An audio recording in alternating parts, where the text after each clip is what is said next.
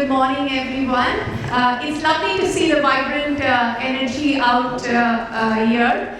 It's a real honor for me here to be part of the esteemed panel, and I really look forward to having some exciting conversations with the panelists to hear their views on the various intricacies of inclusion, equity, and diversity, and how do we create a sense of belongingness in the employees. I assure you that all of us can expect a lot of learnings in the next 50-55 minutes or so. So, inclusion, equity, and diversity is a hot topic in most of the progressive organizations, and for the right reasons. DEI is no longer a good to have, but it's an essential component in the organizations to engage and to first of all to get in and then engage today's workforce. And all employees and all individuals need to experience belongingness and inclusion in their daily interactions and experiences with their colleagues. And we need to have this inclusive culture so that we can be ourselves, have flexibility, and engage in purposeful work.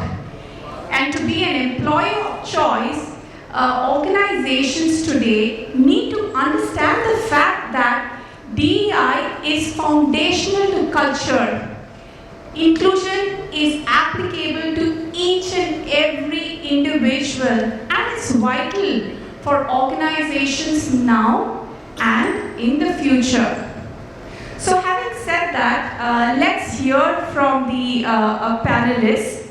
So I would like to start the conversation with you, Nupur. How do you go about launching an intentional approach to diversifying the organization? Do we allow them to form organically, or do we create them? And how do we get our leadership excited and on board about this change and get everyone to actively engage? Also, how do we make sure we're looking at everything through a D&I lens rather than running D&I as a standalone initiative? Apologies for the little lengthy question, Nupur. Thanks for that opportunity. First of all, truly privileged to be here. Something very close to my heart, and something that I also don't want to do work in an area when I choose to move out from the corporate world. So truly a privilege to be here. I will come back to the second part of the question and ask you for more details, but let me answer the first part of the question. How we embed diversity, and I'll talk from my recent experiences in the organization.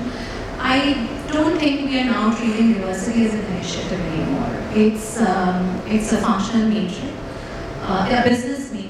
In fact, boards of companies are now tracking this as a business metric. It's been a proven study by McKinsey and BCG as well, where they're saying that it has a direct impact. Diversity in an organization has a direct impact on revenues, bottom line, as well as on innovation.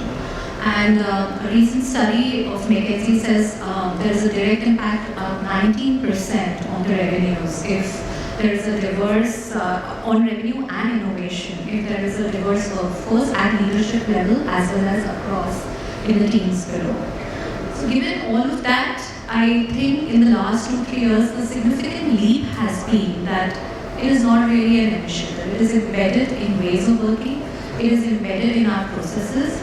It's embedded in the way we engage with our customers. It's embedded in the way we actually create an environment in our performance processes and our talent reviews. It's just becoming a way of life for us. And that is why it's becoming more and more inclusive. I think the more focus area that we are now moving towards is equity and belongingness. Diversity and inclusion has gotten us there. I'll give you a few examples. Like for example, one of the areas for focus for us is how do we attract the Gen Z, or one of the categories for us is women ethnic. So what do we do innovative in that space or in new space to continue to get more customers? So one of our philosophy has been that we have to get this talent within our organization or so to be able to craft our strategies around it. And one of the metric in business reviews is what are the people contributing to some of these sessions, these brainstorming sessions, what are the set of people who are actually part of these discussions. So that's, again, it's become a process, business process now. So once you have to do it, it is already flowing into all your roles, all your ways of working. When you're hiring, you have to think about it. I don't, as an HR professional or as a recruiter, have to come and tell business that you have to hire these people. You already know that you have to demonstrate this because you're getting measured on this, and this is going to directly impact on your market share. So you already start doing it. Some of our influencers that we engage with our customers, and we have a very strong influencer model, are from all is a representation of various facets of your company. We have people, women, men influencers, we have people from LGBTQ community, we have PWDs who are pioneers in this space, who are our influencers, and they're actually wearing their authentic selves and showcasing to all other people, to various e-commerce platforms, to say that this is how you do or this is my style and inspiring others. So it's becoming, like I said, we are actually embedding it in our business processes, in our ways of working, and it's not really an initiative. But how are we seeing this equity and inclusion is input mechanisms that we have built. Do we have strong IDPs in place for talent across levels, for various kinds of talent, which is not just women but people with disabilities? How are we creating an enabling environment? So for example, we have fostered programs which is saying flying lessons, and these flying lessons are to enable women in leadership. But these flying lessons are not just for women talent, or this is for the entire organization. So they have elements of how you can create an enabling environment for women in leadership, what are the challenges they face and how they can support them. But it also has elements of what women should be doing. What is it that they need, they can ask for in terms of support. Challenges they're facing, giving them confidence to go and share their challenges more easily with people, and asking for support wherever required. It's okay to be your authentic self. Sometimes it's okay to break down. It's fine. You have to bring your authentic self to work. So those are the kind of programs we have, which are called as flying lessons that we are incorporating. And I think the result shows. Today at Myntra we have 42% diversity as an organization. And even at the leadership level, we are at 22+ percentage of diversity, including the C-suite where our CEO is a leader, women leader, and our chief business officer is a women leader. And we have more in the next line of leadership. So overall, it's really resulting in an affirmative action for the organization. That's what I would say.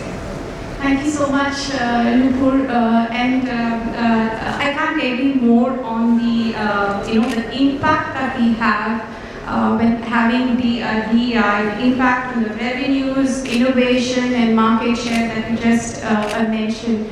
I mean, it's no longer, as we said, a good to have. And very interesting to see the gender diversity at Myntra at 42% and across levels, and the programs that you all have. And yes, we have specific programs for women, but interesting to know that you are trying to build in that equity, having ensuring that men are not left out. Because sometimes we kind of do more and more for women, and somehow the male colleagues get left out. In fact, at Volvo, what we do is, years back we had started Women's Day celebration, and from the past 3-4 years, we have also started celebrating International Men's Day. So that everyone feels valued in the organization, whether they are in the minority or not. So that also leads me into the next question, where if for you, Deepti, though Nupur has touched upon the equity part, what I would like to hear from you, your views on when organizations are focusing on building a diverse workforce through positive actions as hiring more women, specific development programs, so on and so forth. How is leadership ensuring equity for all sections of employees while focusing on diversity? Firstly, thank you. Really honored to be here today and very excited to talk about DEI. It's something very close to my heart. But before I answer your question, I do want to call out that DEI is not women or gender. Like for us, DEI is basically when you're saying that you want a diverse workforce, you're looking at different skill sets, people with different walks of life, people with different experiences. Like I feel that when we restrict it to gender, we are not doing justice with having a diverse workforce. So, of course, before I go and answer the question on how are we trying to be more equitable, I just do want to tell you that equity is a very important word for us to understand. What actually equity means is not just giving equal things to everybody. It basically means is that you're removing roadblocks in order to make people who are not having they have some barriers to go ahead and do their work well. You're removing those barriers for them. And I can tell you about 2 examples that Amazon have done, and you will see that those examples are not restricted to men or women or something like this, it's for all.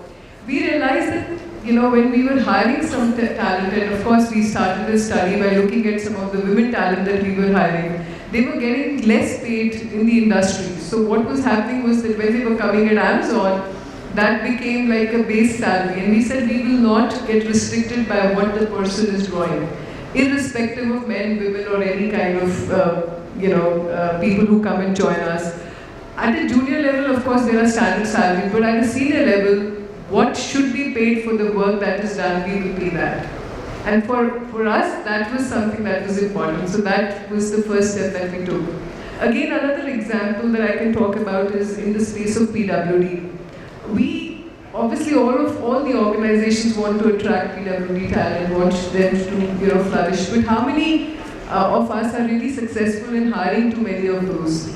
So we realized that while there is around 12 million people who are there, but the number of people who get hired by most organizations are very less. So we did this study and we realized that for voice-based things, people who are visually challenged or visually impaired are able to do those work well. So we hired few people in the Alexa and we worked on a software that would enable them to work well, and what we realized was that they were more productive than other people because they had better listening skills. And because that model worked well and the software actually worked well, we are now replicating, and our goal is that we will bring 10% of this workforce not just in India, across globally. So for us, what was important was to remove barriers for people so that they are able to work shoulder to shoulder with any other person in the organization. It's very heartening to hear, Dipti, what you have been doing at Amazon. And I like the very simple definition of equity, where you say, just remove the roadblocks to remove the barriers. And that is what we are doing in the space of equity. And a real good idea about the PWD, where you leverage the strengths. Instead of seeing the limitations, you see the strengths, because most of the times we focus on, yes, what are the development areas and all, but how do you work on the strengths, to really leverage that and bring in benefit to the organization. So that's very interesting. Thank you so much for sharing that, Aditi. Now I would like to invite you, Manu, into the conversation. The rise of the hybrid culture has arrived and is possibly here to stay as employees crave for fluidity. With the corporates geared up to move towards a hybrid work environment, do you foresee any risks to diversity, inclusion, and equity? And how could we strengthen DEI in a hybrid workplace? Thank you for the question. I'd first like to begin with talking about inclusion being an outcome of our attempt to create diversity and equity in organizations. I think each one of us, we saw a couple of examples, Myntra, Amazon, fantastic work being done to make it primary to the business goals. We at Sony Pictures as well take diversity, equity and inclusion to be a threadbearer of the content that gets delivered to you in your households every single minute of the day.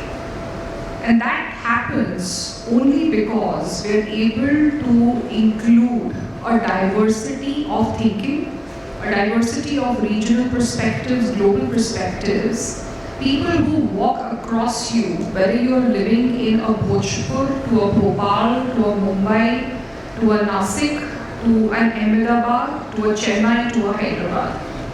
That diversity is only possible if the creative people who are bringing that content to life are also coming in from those walks of life.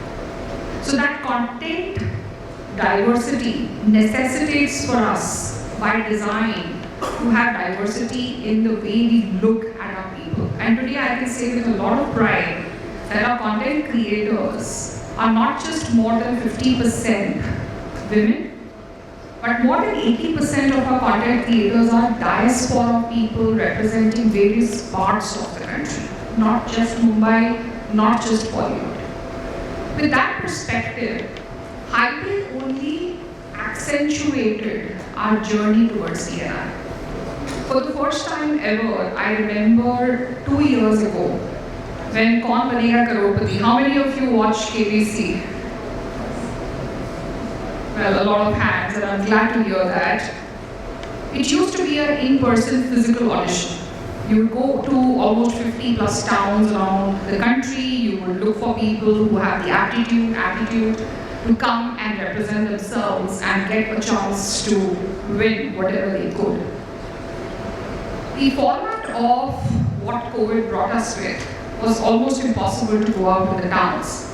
But thankfully, the remote working possibility and the power of innovation with this diverse talent enabled us to get many of these individuals closer to our Zoom boxes, to our Microsoft Teams boxes, and help them to get the same audition opportunity, which not only became 6 times of our audition practices. So if we were going out, and on an average, we're looking at close to about 200,000 to 300,000 people, it moved up to almost 6x, in which close to 2.5 million people came to audition on virtual platforms.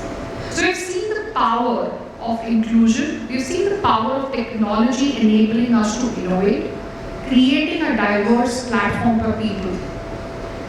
Where the challenge comes, outside this business rationale, which for us is very intuitive, it does not need to be pushed for a leader, is the challenge of what we are standing with today. I'm sure you all will believe that we've all tasted what the techies call as the comfort of working from your home.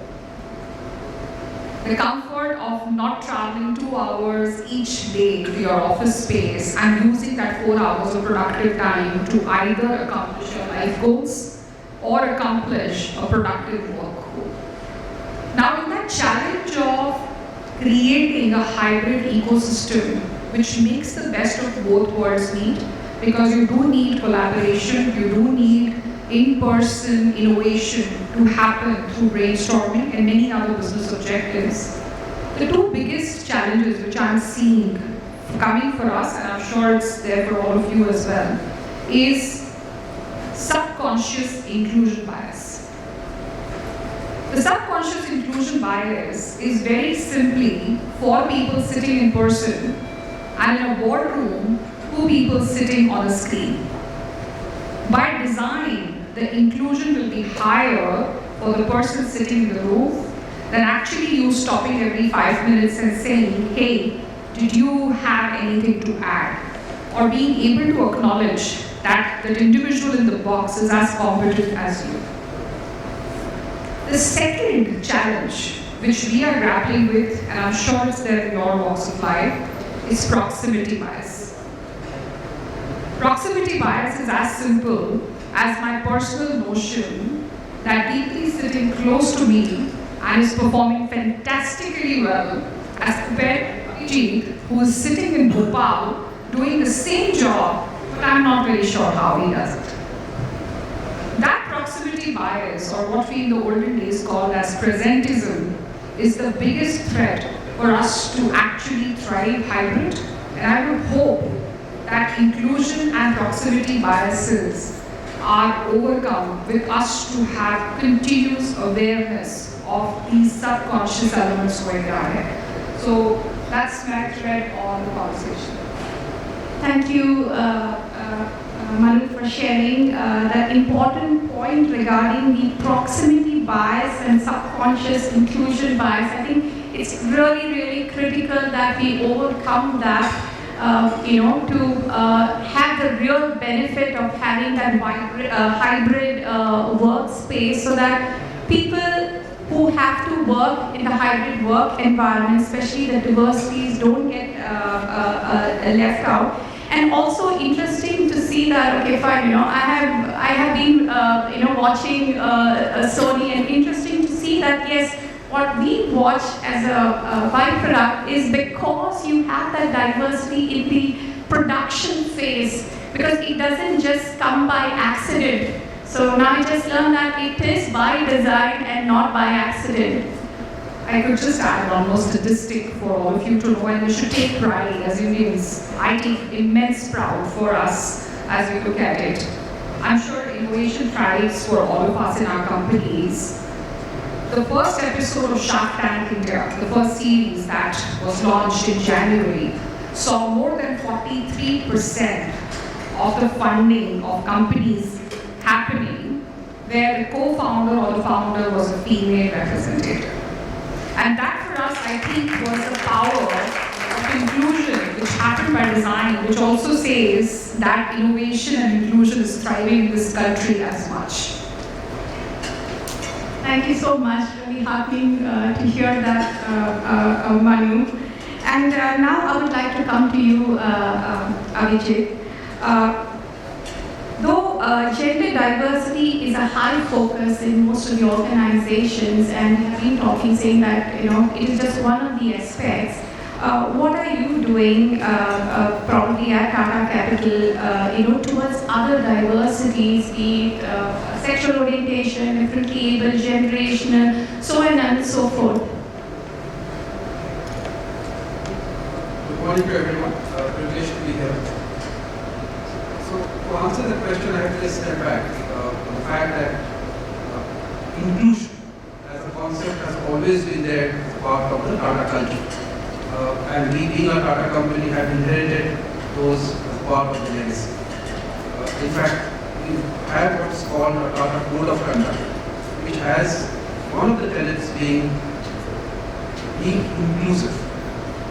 So, and this is kind of drilled down to all Tata employees. It's a part of the culture. So now coming to, and along with that, we also have a governance mechanism, which is, we have what's called an ethics mechanism, by which there is a very senior person who is an ethics counselor, to whom any ethics issues can be surfaced. Incidentally, this ethics counselor reports into the CEO of the company. So that's how senior person is.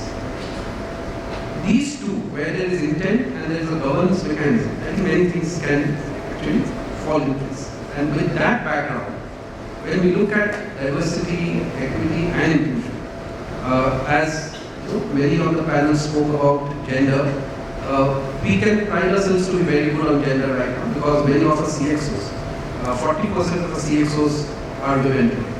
And we pride, especially in the financial services industry, that I think is kind of a benchmark. Are they laterally hired? No, they have all grown up their lives. So yes, Sonia, as you said, on the gender diversity, we have reached a particular threshold, and it's now a part and parcel of the overall talent management, employee identification within the company. On sexual orientation, we have done the mandatory bits about, as we hire, we look at if there are genders other than male and female. But we really ask for that? Answer is no. So we are still trying to find a business model for LGBTQ employees. Do we discriminate? Answer is no. Do we positively discriminate? Again, answer is no. So we are at a very early stage of getting our thread on sexual orientation, diverse sexual orientations within Tata. Are there employees who are differently oriented sexually in Tata Capital? Answer is yes. And the mechanism that I spoke about, the ethics mechanism, prevents any kind of discrimination, prevents any kind of harassment. Incidentally, they're quite included. But going ahead, it's a work in progress for us. On generation, yes, that's an area of diversity that we looked at. Ageism is a bias, just like presentism is. And it works on both sides of the age spectrum, either at the upper band of the age spectrum, similarly at the lower band of the age spectrum. So just to give you an idea, our leadership, that is the CXO layer, would be anywhere from early 40s to late 50s. So that's really the spectrum. So which means that age really is not a barrier to get into any of the leadership positions. Also getting into any of the challenging assignments. How that is managed? It is managed primarily through again a review mechanism where HR leaders play a big role. Because once we see something, once we see a bias creeping, we go back to the managers to counsel them. And this has worked.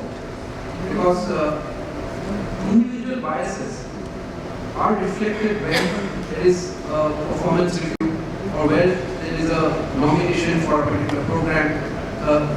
These biases need to be tracked early, and HR plays a big role in tracking them and playing it back to the managers who are quite receptive, and they make an effort to correct these biases. And it happens on both sides, as I said. Sometimes we say that they're too young to handle this. We have consciously taken a call to again evaluate people irrespective of what their age is. If they have the ability, then they should be able to get that particular role or challenge that's coming. A couple of years ago, we as a company adopted a trait called meritocracy. In fact, we adopted 5 traits. One of them was meritocracy, which was basically to overcome all these kind of biases. In fact, it is communicated across the company. We just had our annual awards day a week back, where we reward managers who have exemplified these traits, and meritocracy being one of them. One aspect of meritocracy is that the performance is what that matters, nothing else, which kind of takes off ageism issue.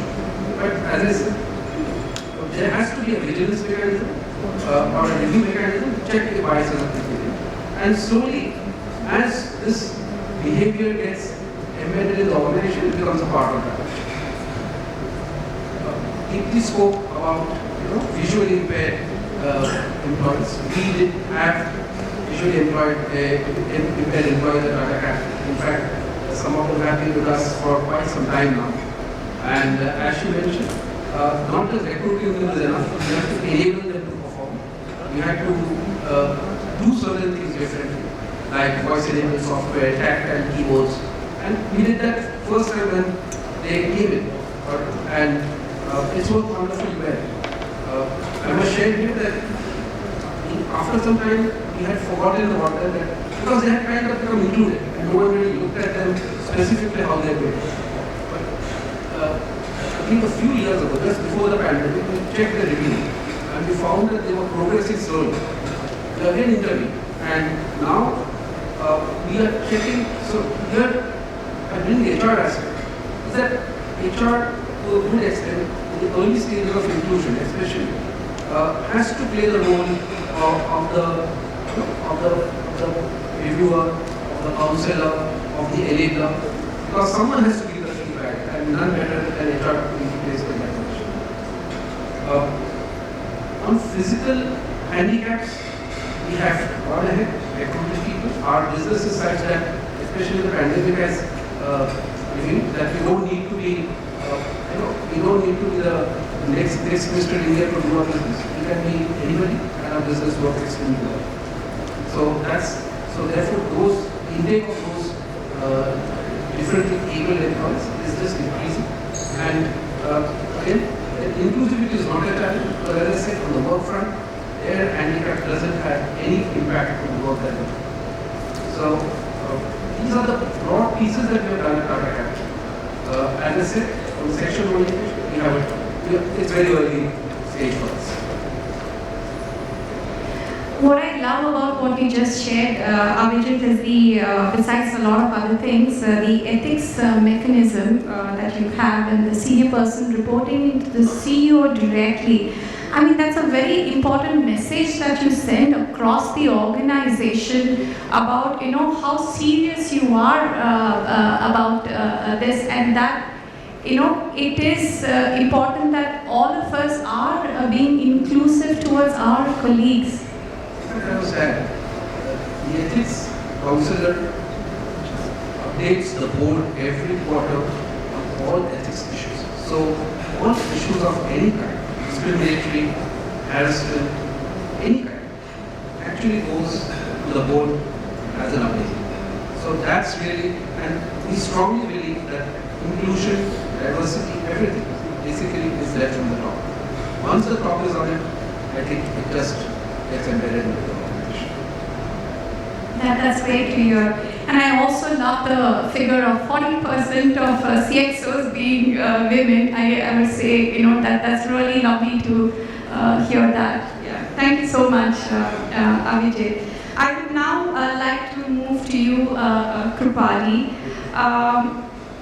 Specific to gender diversity, generally across organizations, we observe that there are women at the junior and mid levels, but at the leadership levels in many of the organizations, the number somehow dwindles. So what are you doing specifically towards creating more women leaders? Thank you for this opportunity, and I'd like to add to this point in two ways actually. At an organization that we're already hired from our graduate campuses or freshers, there are almost 50-50 graduates coming in from most of the institutes. The women workforce who starts in the work area, they start growing the peak of their career at the same time their family and surrounding areas and support systems requirements start picking up. And so for women to sort of survive and sustain the mid and leadership career, it actually needs an ecosystem which is facilitating around them. While a lot of that in the ecosystem is something that we can try and influence as an organization, there are a lot of things as an organization that we can facilitate, which helps women into sort of blooming into the mid careers and becoming a leader. Some of the things that we've seen help us grow leaders in the organization and also providing flexibility in a big way. While the flexibility has become key today with the whole pandemic situation, and we've seen people moving to hybrid models, working from home. So all the things that we've seen, flexibility which has helped us grow leaders in the organization has also moved them, their families wherever they are moving. We've facilitated those transitions for them into different geographies when they move with their family and help them grow in the organization. One of the big thing that I think has helped us sustain is also support from the top in multiple ways, where it is including leadership in all critical discussions and decision making, whether it is performance management, talent management, taking a bet on urban leaders to sort of grow in the organization has helped us build that ecosystem in the environment for facilitating growth in the organization. Some of the things interestingly we've been blessed to have also is both involvement in the whole process of building teams. So some of our board members are also sponsors to mentoring women leaders in the organization, from driving the growth journey and trajectory for them at the leadership level, and it really starts at the early leadership roles to growing them into the organization. Structurally, some of the areas that I've seen that has worked well for a lot of organizations, including us, is the areas where you try and create an ecosystem of the environment, which is social fabric of the workforce, where we've seen success for women leaders to grow is where there are more than one woman in the same teams and more than one leaders in the same environment. Typically for us, being a bank, every branch is an ecosystem itself, is an organization in itself. Creating even at least of every 100 branches unit, at least every 100 branches have a, in a way, structure and a support system within that. Creating leaders within those ecosystems and helping them grow within the branches also helped us build the pipeline and build the organization. I think as we grow in the organization and as the ecosystem is changing, the key differentiation for women leaders to sort of grow and sustain is how we facilitate this social fabric, whether it is informal and formal both. With this structural intervention in the organization to help them stay, sustain and grow. I think that helps in a big way. Another interesting thing that I would highlight in this space is while there is a lot of need, like my colleagues just spoke about diversity and leadership level at 25%, 8%, at an organization level 40%, 45%. What is also critical is to also see how we grow the leadership band at mid-level, because that's the success story that an organization sees. For a leader to grow in the organization and move them structurally through the processes in the organization so that they get opportunities to grow. And that helps building a whole pipeline in leadership development. Some great perspectives, Krupali. Thank you for sharing. And I couldn't agree more on the flexibility part. I think that is the key. Also, interesting perspective that you shared on, taking the bet. What research usually says is that, whenever there is a job and if a woman has to apply, she usually hesitates, she wants most of the boxes to be ticked. Whereas men, if it's just a couple of boxes ticked, yes, I am ready. So it is very important to see, that you have the support from the top, what you just mentioned, and really heartening to see that you have support from the board members as well. So thank you so much for sharing, Krupali. Shri, though we have touched upon this already, but would you like to share some additional perspectives on, that with regards to bias, we have our, our larger socialization where we form these perspectives during our growing up stage, which also builds certain biases in us. How are you dealing with these biases that come with diverse workforce? And also, can you share one personal anecdote, where you overcame one of your biases? Thank you very much, and good morning to everyone. And great to be having such a diverse panel here, and a lot to learn. So, I think everybody's grown up with their own personal biases, right? So, and what we try to do is challenge those stereotypes, both inside P&G and outside P&G. We use the power of our brands to strongly leverage the community to overcome their stereotypes. We ensure we are able to build a culture which is inclusive within the organization. And we try to look at policies which are supportive to ensure we are overcoming biases. So let me start first with our brands. So our brand Ariel from the last 7 to 8 years have been running Share the Load campaign. And I'm very sure all of you would have seen Share the Load campaign, which is about who's going to wash the clothes today, right? So it's all about advocating, equal responsibilities to do household chores. If you go to our next brand, which is Pampers, it talks about It Takes Two, which is about equal parenting, having equal responsibility, especially during the early days of the childbirth. Now, coming inside, we at P&G believe in an inclusive environment from day one. So from the time a new person joins the company, we are able to foster the inclusion environment by P&G specially curated program, which makes them understand what are the unconscious and conscious biases they will face. And we continue to use case studies to ensure they are able to identify and overcome from the day one. And that's the inclusive culture we want to bring in. And we also believe that one size doesn't fit all. So with the pandemic restrictions getting eased out, we devised the hybrid model to welcome our employees back to workplace, in which we felt that we should empower the work groups to create the hybrid model to meet the team's objective and focus on individual flexibilities that is required, of course within the company guideline and at an individual level. So the emphasis was to talk about individual flexibility, what matters to that individual the most, ensuring that they are inclusive to the team and able to meet the team's goals. I think one thing which is very close to my heart is the policies that we derive in the company, which has to be supportive and inclusive. And one of them is a share the care policy, which is providing parental leave of 8 weeks for biological parents, adopted parents, or same-sex parents. And this is a story to share my anecdote. There is one of our employees, a male employee, who came up and shared with us that via celibacy he is going to be a father soon. So we were very happy and we were celebrating it. And of course, it was going in my mind that it's a male employee who's coming to me and sharing this news, so he'll be applying for the parental leave of 8 weeks. But he surprised us by saying, hey, I want to apply for the primary parent as a father leave, which is the 6 months leave. Right? And that was basically a surprise for me.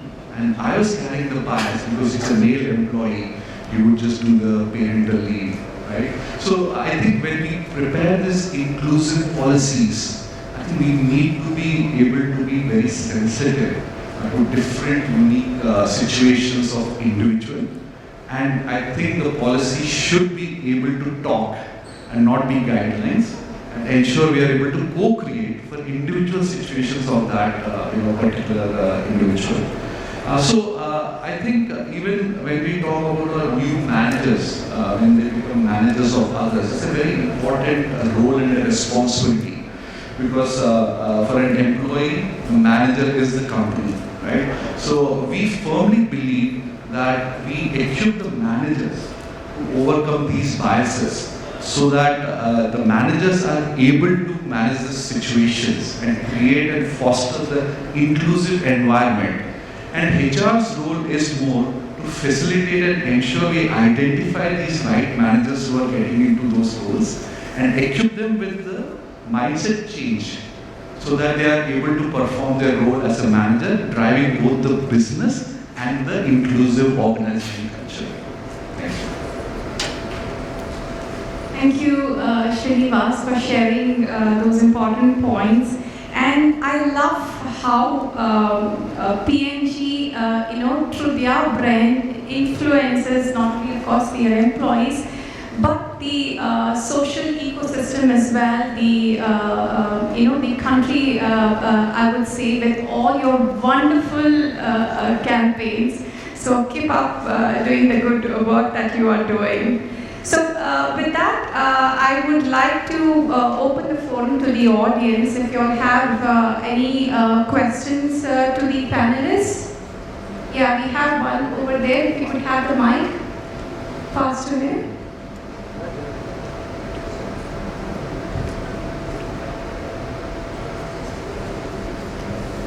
Or maybe you could just stand and yeah. Yeah, we're having a mic sent across to you.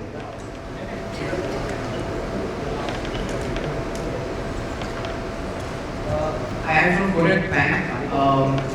This question is for maybe a few of you. Krupali, you can skip answering this one. We are from the same organization. What is the short way of, or the super fast way of making sure that the agenda is driven in the organization? Does the structure of how the whole DEI sort of a function, does the structure have to do anything? How do you see this working?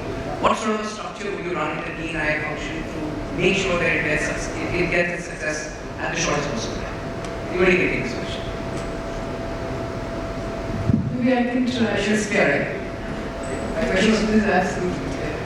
I can try. So more than just the structure, of course, everybody's talked about that it should be driven from the top. I think there need to be set mechanisms within the organization to drive this agenda. And I can give you an example of Amazon, where we have something called as a connection, where one question gets popped up on your computer as soon as you log in every day. And that question has varied degree of things that we ask, from how are you feeling about your manager, what is the inclusion score, how are you feeling about, are you stressed at work, and so on and so forth. There are different aspects that we check. We check that real time. What happens is that data goes back to the manager to give feedback, you're not doing this right or you're doing this right. And I think that's very important, because while you could put the structure, but if you're not taking real feedback, whether there is progress happening on the ground, the structure would just be an enabler, but the results wouldn't show. And that's something for you, and this has been my recent revelation from something I learned. If you want to promote any agenda, specifically as a cultural shift towards DE&I, structure will not just be the only driver. I would encourage a few of you to please go out and research a McKinsey 7S model. Please do that. McKinsey 7S model talks about structure being just one of the 7 tenets of creating a shift and a transformation in an organization. It's followed by your strategy, the driver of the kind of people you're having in the organization, what are the value systems you're putting in, and what are the systems of KPIs that are helping further that cause that you're trying to transform. So this is one nugget I can hopefully share with you and you can take back. I have extensively used this in many of my organizations. Wherever I have been looking at, along with my team, to drive transformational shifts in agendas or culture. I think I'll just pick up from what you said. One of the things, couple of things that have worked for us is, one is integration in the value system, and one of the things that has worked brilliantly for us is creating a culture where people can bring their authentic selves to work, and we're creating an environment where people can achieve their personal and professional goals. So that is one of the things that we're trying to achieve, and that's an agenda in the organization for everybody across. So that makes diversity and inclusion and equity part of it. And second is what Manu talked about, KPI. So how, like I said at the beginning of the panel discussion as well, that linking it directly to business results, and when you are able to show that bigger picture for everyone, it becomes a way of life and becomes part of processes. It's very easy to adopt that time because people can see the benefits of those. It's also showing about what's in it for me, what's in it for the organization, and how do we see the difference it really creates. If people can see that, it becomes easier to drive such things. Yeah, we have 2 more questions, I think. Yeah.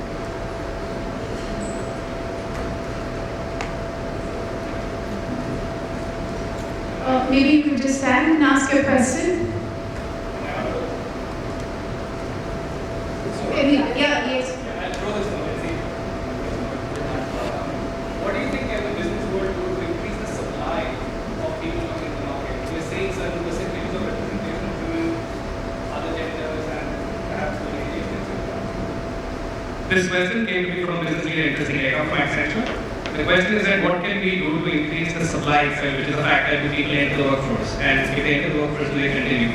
Things like that. So, if you tackle this question in your organizations, and how do you see this happening in your company, plus expanding beyond as well as the industry? I can just add my perspective. Thank you for the question. So, I think that Procter & Gamble, we focus on STEM. So, we partner with NITI to ensure we are able to have more women joining us in the supply chain industry, right? So we partner with them to ensure we are able to explain via them what does careers look like in supply chain, and we can ensure more flow of there. Second, we also ensure we are able to hire neat apprentices who are women who work on the shop floor, where we create an ecosystem which enables them to thrive and learn and grow. In fact, in one of our Whisper product lines in Goa, one of the entire line is run by women trainees and then supervised also as a woman. We also have our brand Ole, which also sponsors education to stem the gap.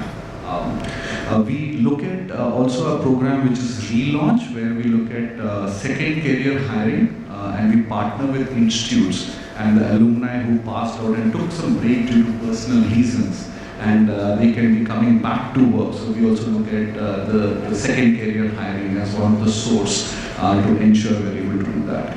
And moreover, I think when we are representing in the forums, we are also having our women leaders share their success stories and their failures, and ensuring that they're able to create that ecosystem externally also, that what are the things that people can expect as careers as they move forward. Thank you. So I would now like to shift gears, and I have a common question for all of you. So if you could probably take less than a minute to share your reflections. What is the one thing that you will commit to as a leader that you haven't tried yet to help create an inspiring and inclusive work system? I mean, you could go not in any particular order.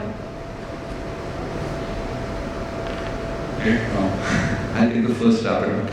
Okay, at PNG we want to ensure that the world is free of bias, and we continue to ensure we are looking at multiple ecosystems under the ENI platform. So it's not only gender equality but also LGBTQ inclusion for PWD. And also we also look at external networks. So we also do a 500 crore sponsorship for partnering with women-owned and women-led businesses. We also have partnership with institutes for STEM, like I just shared, overcoming the bias to join these institutes. So that's what we do. And I think we also look at skill-based organizations so that we're able to kind of grow and give career progressions based on skills versus any other traditional factors that we have. So today I can comment saying that I will keep my ears and eyes open for any other aspect that comes around which we need to kind of handle at an individual level for employees. And we ensure that we are able to give everybody equal opportunity to learn, grow and thrive, and be their authentic self when they come to work. I can go next. I think I would want to go beyond what I'm doing currently in my organization. I want to expand my work in this space, diversity, inclusion, equity and belongingness, to vendors, partners and people we integrate our supply chain with. I do see there are a lot of opportunity areas there, and I don't know if we have, some of us, the privilege that we have in terms of the platforms and enabling environment is what they face. So how, because we have partnerships with them and we have opportunity to interact with them and influence because of our relationship, how I can impact these initiatives in our vendor partners as well as our supply chain network. That's something that I want to focus on. I'll go next. So I would like to actually pledge the agenda to focusing on more inclusion in the environment and drive a lot more focus on areas which is not just diversity, equity, LGBTQ+. And in that space, focus not just internally in the organization, work in the ecosystem to help facilitate that for the society at large. So what I do. So, of course, a lot has already been covered, but apart from that, I think as an organization, we've just started baby steps in neurodiversity. And we realize there are a lot of people who, in the organization, don't even know what neurodiversity is, leave aside, have appreciation or be more open towards it. So we actually now have an affinity group of 60 people who are neurodivergent, and we're also hiring people in our FC who are with autism. I feel that is the agenda where I want to focus a little more, because I think that's something that most organizations haven't yet gone and discovered. Let Manu have the last word, so I'll go next. So, on two things at Tata Capital. One, we have understood how to integrate, in a very good manner, the differently abled employees, and we want to really scale that. So that's agenda one. And as I mentioned, it really doesn't make a difference to their work in most of the cases. There are certain challenges which, the second, which is, and to some extent, it was also about the supply. Obviously, there are people in society who are differently oriented when it comes to the sexual orientation, or they have challenges, physical challenge from some kind of handicaps which they don't read, and they are there in the workforce. We would like to create an environment where they feel kind of confident to come ahead and disclose, and also therefore become a part of the community after disclosing. So that's one agenda that I would like to drive, and we are trying to drive through the whole team. So, and it has a snowball effect. So as more and more people start disclosing, as I think Srinivas also mentioned, being their authentic selves, more and more people will join a particular work. So that's very important. I prefer life in simplicities, so I'm an RTB person, red, green, blue, so life is relatively simple if we keep ourselves simple.